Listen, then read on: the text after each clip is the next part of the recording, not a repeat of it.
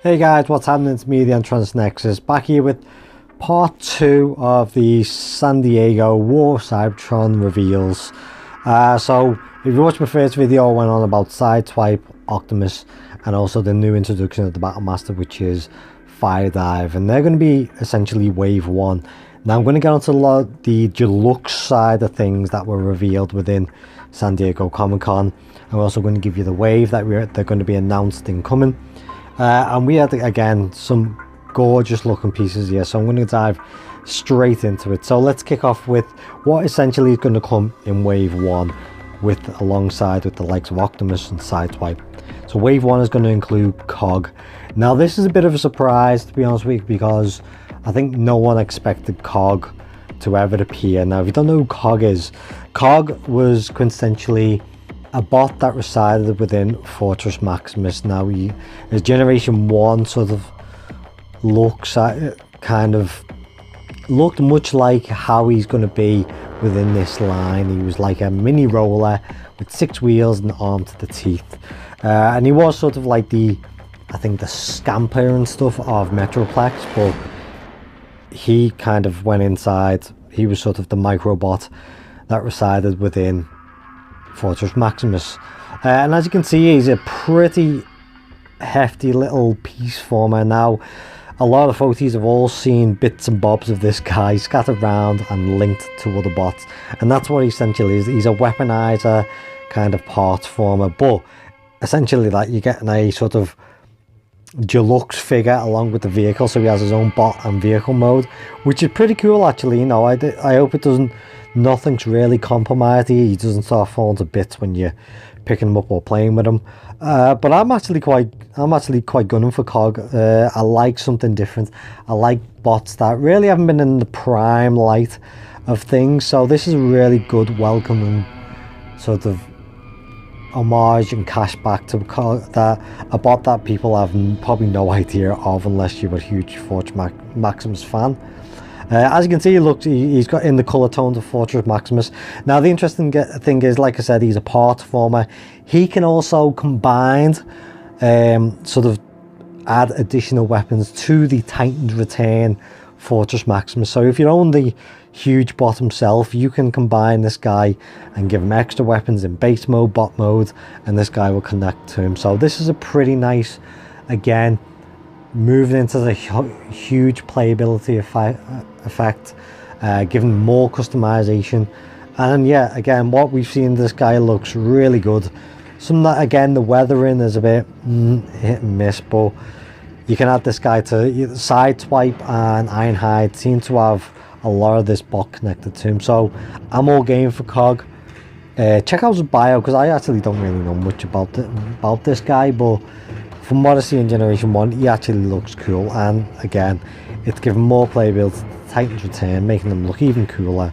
Customization is all happy days, and he's coming in Wave 1, because he's coming along the 2 deluxes, SIDESWIPE and COG. So moving on to Wave 2, all of a sudden, is going to be what we've seen already, is the CHROMIA.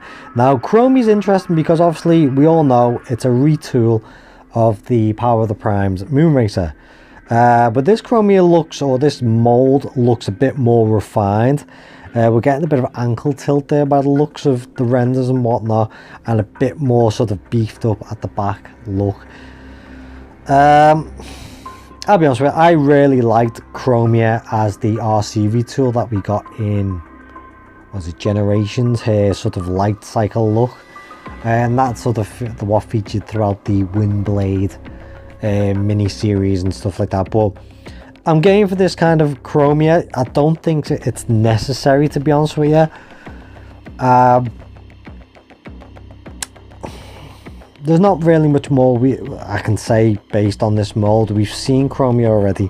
The Moonracer mold itself, I was not really a huge fan of. It was a huge Rubik Cube. It had a massive backpack, and that looks like it's being repeated here. Whether the combined awards element has been taken away now, hopefully that may have cleaned some of the stuff up. But that gun looks ace that she's carrying there, and the head sculpt itself looks a bit more chromey-ish, if you will.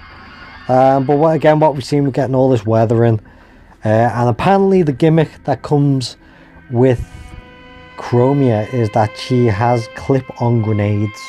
Now I can't see that, I can't see it in any shots, even the one where she's armed with Lionizer, but we shall see as more stuff gets revealed. But she's a deluxe class, and she's coming in wave 2.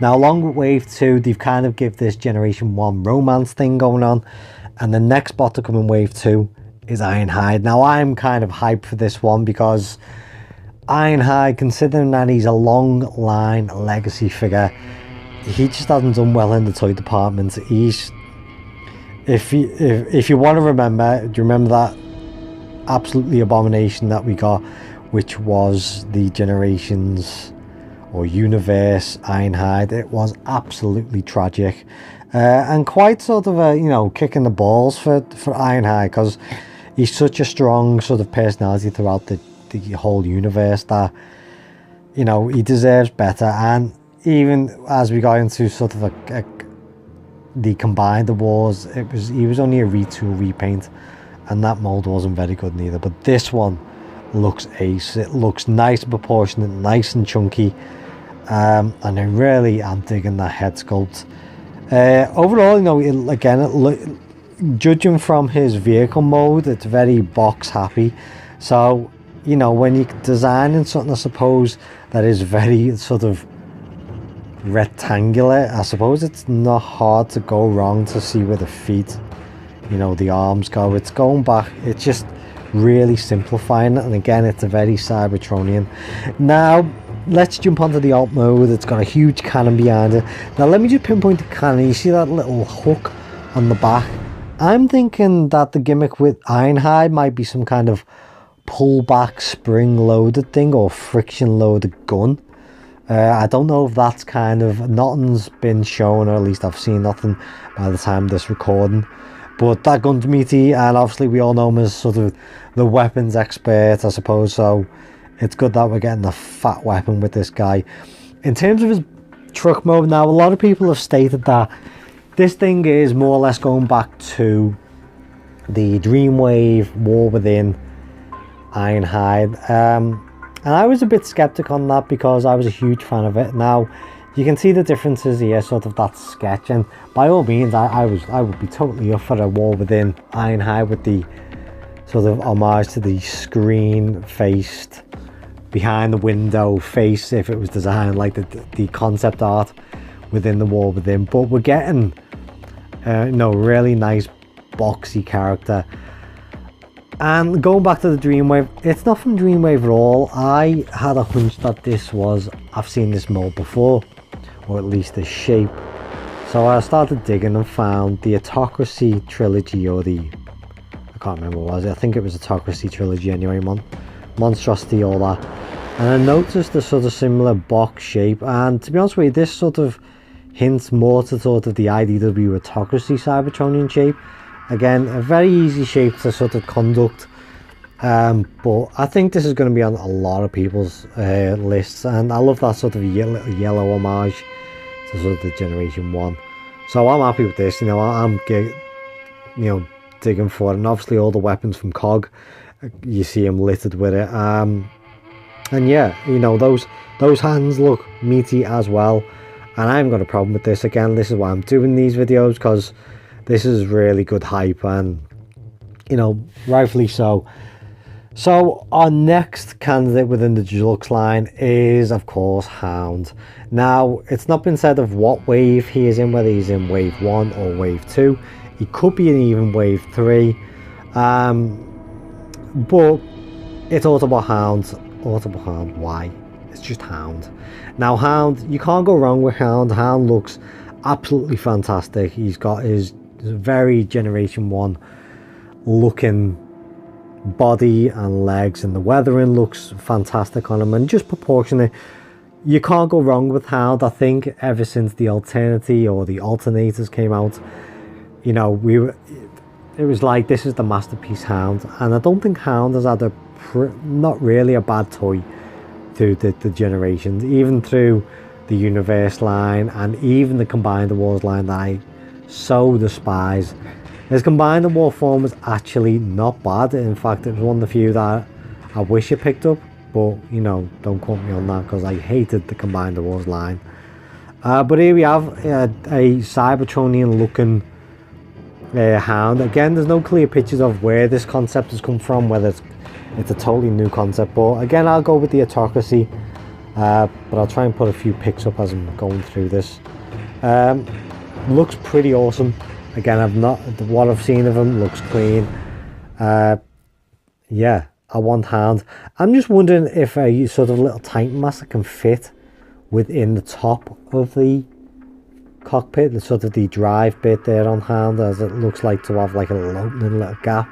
But we'll see. But it also looks pretty cool that he's carrying his sort of hollow gun that he sort of featured in Generation 1 in certain episodes. But again, it looks like these guys are coming with a bit more ankle articulation, so you're going to be able to get some really nice posability.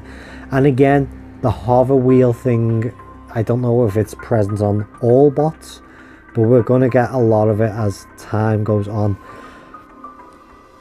So that's it for part 2. Join me for part 3 when we're going to go over Micromasters and BattleMasters.